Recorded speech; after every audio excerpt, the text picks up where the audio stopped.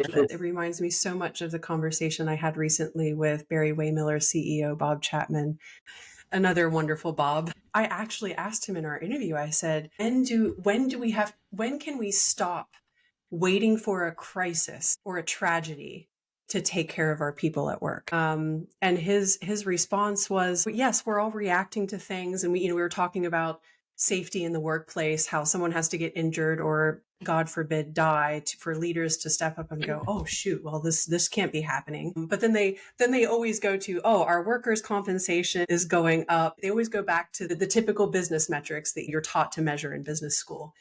And he emphasized, he said, we're not doing this to be more productive. We're not doing this to make a profit. We're doing it because it is the right thing to do, to send our employees home safe to their families. And so his purpose and his vision has always been his people. And he'll go into an interview with media and spend the whole time talking about his people and not his products. And then the interviewer will be like, Bob, you spent the entire hour not even mentioning what Barry-Wehmiller does. And he was like, my product is my people. And I think that's incredibly unique, and he's always stood out in that space. But to me, it's common sense. Why are we waiting for a tragedy? Why are we waiting for a pandemic to be more visionary, to be more purpose-driven? How are we coaching leaders who have not gone through that rebirth? How are they able to carry their people through transformation or change if they haven't experienced that themselves? Is it a teachable skill?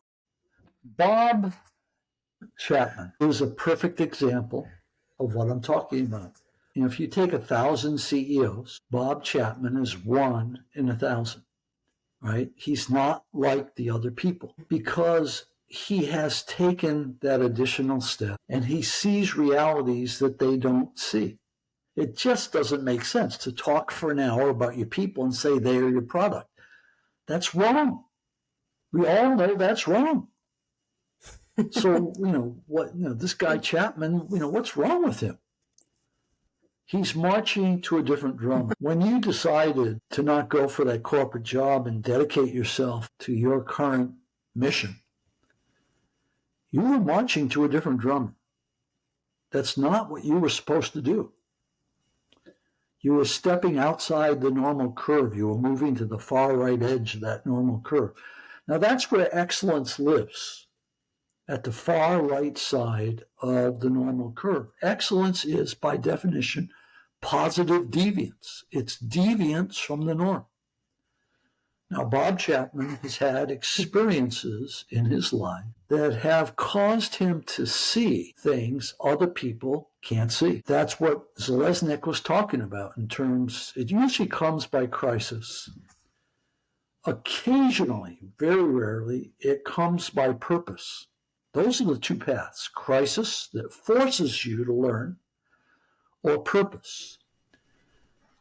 If you have a purpose that's bigger than you are, you begin to do what's right, even though that throws you into uncertainty and possible punishment. So there are different levels of change mastery. Some people are novices. Most people are experts. A handful of people are masters. Bob Chapman is a master. He's not an expert, he's a master. The difference between an expert and a master is that experts have conditional confidence. If you give them a problem where the parameters are exactly the same as the last time they solved it, they feel very confident.